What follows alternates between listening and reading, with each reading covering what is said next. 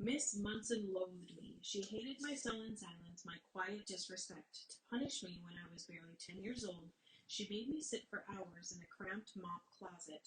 I was concealed there, knees tight to my chest. I would wrap my arms around my legs or sit on my hands when the cement floor was cold to keep my rump warm. I have no memory of why, but I sat entire evenings there, beginning soon after supper, listening to the sounds of play through the vents low in the door. Sometimes I dozed, head on knees. After the other boys went to bed, I sat in eerie quiet. Just before she was ready to go to sleep, Miss Munson would pull the door open. "Get to bed," she'd say. "Next time you'll behave, won't you?" It was painful. After hours of squatting to stand quickly, but to avoid a shove or a whack, I shuffled hastily, stiffly, to bed. We were the sole occupants of a three-cell jail. When the jailer left, one hall light remained on, and the jail grew tomb quiet. "Everyone's gone for the night," Dale said. "Probably.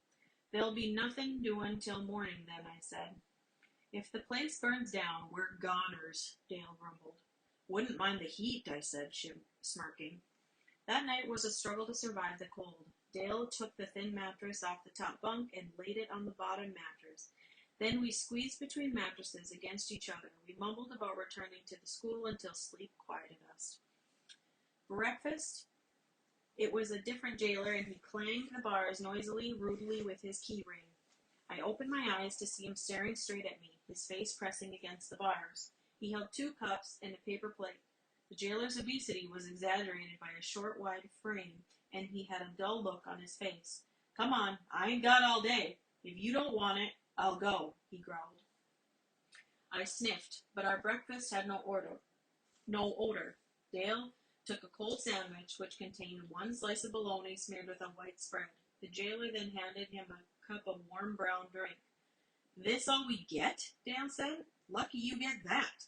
Give it back if you don't want it."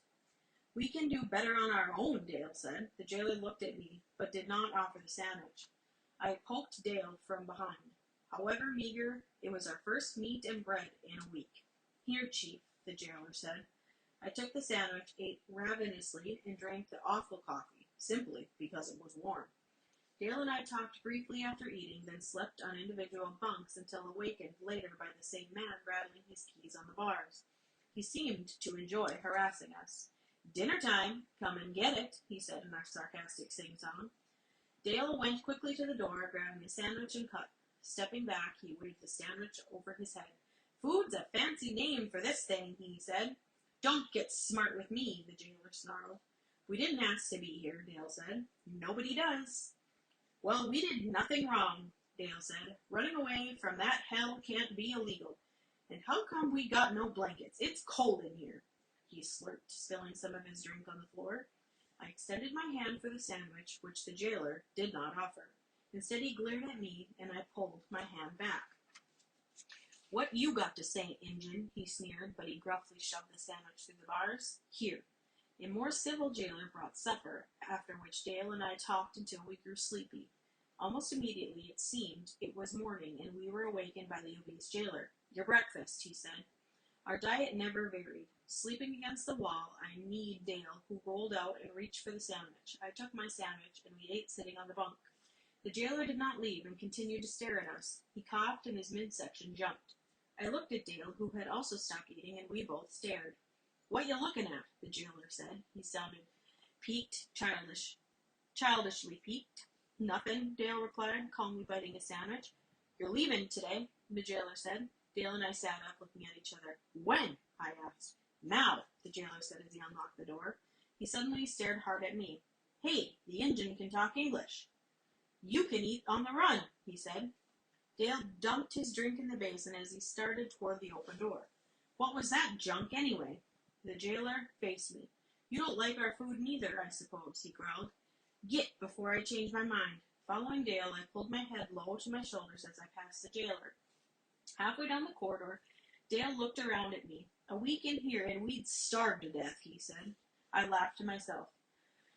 "Forsooth, 'twas the hemlock and nigh to do us in," I said. The heavy steps behind quickened, and I was shoved hard in the back. Still limping and without energy to resist, I stumbled awkwardly into the main room, where I caught myself against a chair. that might have grown nastier were there not others present in the intake room. Though no one had checked on us in the jail, a small crowd gathered to witness our departure. "We're getting rid of them," came a whisper from my right.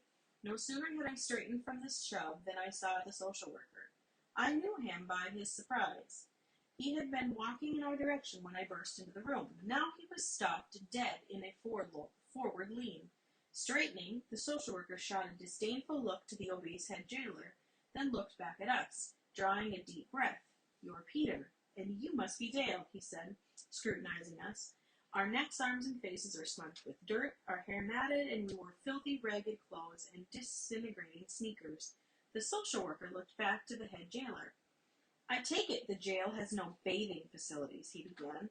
"Were they examined for illness? Anything can happen to youngsters in a week." He leaned close to inspect my head bruise. "It's fresh enough. I'd hate to guess how that happened." Dale pointed to my head. "Well, when the railroad men caught us, I was not aware of any bruise," the head jailer interrupted. "Not in the jail were they hurt." "Then it's obvious you didn't check them," the social worker continued. "They looked to be suffering from exposure, and those filthy clothes could aggravate sunburn and body sores. By their looks, you didn't feed them." The head jailer coughed nervously with one finger on his jaw. "It was them that ran away," he said. "The city says we're to hold homeless juveniles for their good." "For their good, you say?" The social worker spoke softly, but his voice ran with contempt. "I certainly wouldn't want you doing anything for my good." The social worker drove us to the train depot and introduced us to the conductor. "This man will see you to the cities. Mr. Dolman, perhaps you know him, will pick you up there. Good luck," he said as he turned to go. The conductor motioned at a seat near the front of the car. "Both of you sit together and don't move. Ask if you need the toilet," he said. He was gentle enough, but seemed preoccupied. When the couple in the seat ahead of us held their tickets up for the conductor to see, the woman asked, "Where are they going?" The conductor leaned toward the couple and murmured from the side of his mouth, "They're runaways going back to an orphanage." The conductor moved on, and the couple whispered between themselves. They turned in their seat and faced us with genuine smiles, but their sympathy made me even more embarrassed. "You boys look starved," the woman said, handing us each a bread roll. "Something to hold you over till you get wherever you're going," the man said. His voice faltered as though unsure of whether he should help us, but he handed us each 50 cents. The couple faced forward and did not turn around for the remainder of the trip. Our return on the passenger car took half as many hours as it took days walking and riding in boxcars. We passed back over the trestle and through that little town where the older boy stopped us and by the vegetable garden. Was it all only a dream? The train slowed, quietly stopping at a Twin Cities station. "Don't move, boys," the conductor said, touching Dale's shoulder, "until we see Mr. Dolman." After the last passenger was gone, he scanned the platform through the windows of our car. "There he is," Dale said. He leaned across the aisle and pointed to a man on the platform who watched his passenger step from the train. "Mr. Dolman?" the conductor called from the door. Mr. Dolman straightened, put on a smile, and approached. The conductor joined him outside, then Mr. Dolman turned and leaned in. "Come with me, boys," he said. He spoke softly and showed no amazement. He led us to his car. "Did you have a good trip?" Mr. Dolman asked as we drove south out of the cities toward Owatonna. "Do you know how much gas it takes to chase after runaways? Tires are rationed for the state school too, you know." Mr. Dolman said nothing about our appearance, nor did he ask how we felt or why we ran away. He was just doing his job. It felt odd as I entered the campus past cottages with boys and girls playing or walking about. This was my home, though not really that. Sometime soon I knew I would leave and never return. Mr. Dolman took us to C-16 and turned us over to Mrs. Steele. He warned us not to consider running away again and then left. Mrs. Steele scanned us from head to foot, frowning. "You certainly come to nothing when you're grown. I can't imagine idlers wanting to run away in the first place, and starving by the looks of it. Well, it's to the shower first, and Miss Klein will have clean clothes for you." She ended with a sigh. "Supper in an hour." Though I was eager to shower and don clean clothes, I was most excited by the prospect of my first hot food in 8 days. I lathered and washed the grime off. It took 4 shampoos combined with vigorous combing to smooth my matted hair, like digging burrs from a dog's fur. Rinsing my hair for the last time, I smirked as footsteps approached. "Now, cold wash behind your ears," I said, nodding at the shower door. Dale smiled and nudged me. "Yeah, We both had our backs to the door, and it flew open. Soap your hair good. Get rid of the animals you picked up, Miss Klein said, and wash behind your ears. She leaned in just short of shower spray. By the looks of things, you need steel wool. I stepped out of the spray and lathered to hide behind soap suds. You've slimed some of your travels, Peter, Miss Klein said. Since when do we need help washing? I said. I'm supposed to see if you have sores and that you wash properly, Miss Klein murmured. Well, you see. Can we wash in privacy now? I said. Miss Klein ignored us. Your skin looks awful where it's peeling, Dale. See me after you're dry and I'll give you something for it. Wouldn't hurt you to put balm on yours too, Peter. Don't take too long in there. I don't think you want to miss supper. We talked quietly while eating our supper of hash, vegetables, milk, bread, and butter, and pudding. Though hash disgusted me in the past, I thought, I would eat 5 servings, but was stuffed after 2+ pudding. Dale and I were not given much work. Our punishment was mostly on paper, and I was soon able to do the same as others. Although mature in years in only days, I had failed to free myself from an institution.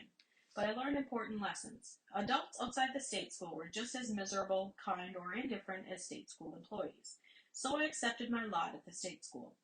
Though I did not have to work for Mr. Beatty anymore, I no longer feared the possibility that I'd give him his cold eye back and dare him to do anything.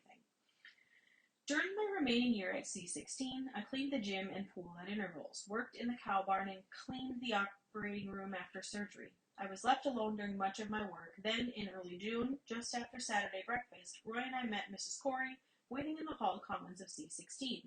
Mrs. Corey held her arm out to me and motioned Roy on. Her face was soft, and her employee self seemed missing. Peter, could I speak with you? She asked. In the living room, please. Now? I asked. If you would, Mrs. Corey said. I entered the living room. Mrs. Corey sat in a rocker, and I motioned to an empty chair. Sit, she said. I sat hunched forward, forearms on my lap, waiting. The office has agreed to let you stay overnight at my house, she said. She paused with clasped hands. If you want to. I sat up in my chair and looked nervously out the window. I don't understand, I said. We'd go fishing, she said, for bullheads. Then we'd have a fish fry later at our home, and you'd sleep in a bunk bed under my sun. I don't know anything about fishing or staying in anyone's house. Maybe your boy wouldn't like it, or your husband? Wouldn't I be in the way? I worried there was more to this than she was saying, that I was being groomed for farm placement. Did the office ask her to see if I could be placed, or did she have a checklist from Dr. Yeager? I looked at her hands, then to her eyes. She seemed genuine, and I began to feel more at ease. Mrs. Corey said, my husband would show you how to fish. If you're sure I won't be in the way, I said. Of course not, Mrs. Corey assured me. She smiled. He'll pick us up after dinner. Just wear what you have on. The prospect of fishing and staying in a private home stunned me. If it really happened, even as I sat in the back seat of the Corey's car, it felt wonderful, beginning my first car ride ever in recreation. Richard, their 10-year-old son, played catch with me in the backyard, where Mrs. Corey brought a snack, my second between meals, of sandwiches and sweet juice. At supper, Mr. Corey said grace, which lasted less than 10 seconds, and was felt much deeper than the 30 to 60 seconds of silence at the cottage. Everyone talked over supper, which was unheard of at C3 and C15, and hushed at C16.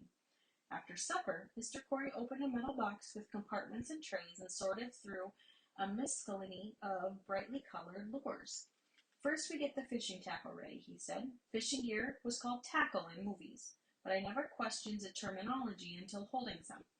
Were we going to tackle the fish? I smiled to myself. The Coreys packed a lunch, and we left for Clinton Falls. I stared at the passing countryside, restraining an inner excitement while listening to the talk of a real family, about relatives, weddings, and auctions. The sun touched the horizon as we parked on the east side of the river below the falls. As if on cue, when the sun dipped behind the hills, a cloud of bats emerged from an old mill building across the river. It was an eerie sight, viewed for the first time against the lingering glow of sunset. Smells, the roaring falls, and the water washing against the shore, the river, seemed alive. Mr. Corey talked as he handed me a pole. I'll help with the first worm. You can do the rest yourself. Bullheads are best fished after dark. Why's that? I asked. We talked loud to be heard over the noise of the falls. "They're feeding time," Mr. Corey replied. "Maybe it's safer than when animals and bigger fish can't see them." "Maybe," I said. "Like human animals, too?" "Yep," Mr. Corey said, smiling. "Only we don't need to see them." I imitated the way Mr. Corey threw his line and positioned the bobber. "See that?" Mr. Corey pointed to his jiggling bobber. "Yes," I replied. "That's the fish, not the current. Right?" "Yes, sir," Mr. Corey said, just as the bobber disappeared. He jerked his pole, and a wriggling fish sailed onto the bank. "Holy cow!" I exclaimed. "Is that a bullhead?" "Sure is," Mr. Corey said. "Now it's your turn." "I don't think I'll ever catch a fish," I said. Just then, Mr. Corey touched my arm. "Maybe quicker than you think. Careful now, you might have one." He pointed to my bobber. "Not yet."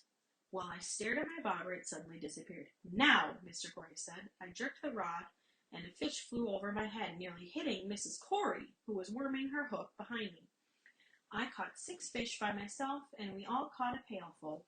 Long after dark, we climbed into the car for the return trip. Exhausted by the excitement, I slept on the short trip into town. The Coreys taught me how to clean the fish, roll them in flour, and fry them. My first late-night fish fry found me yawning and totally relaxed. I have no memory of climbing into bed, only of waking before Richard. I lay in the bottom bunk wondering if the Coreys, who seemed to enjoy having me, were also helping Dr. Younger.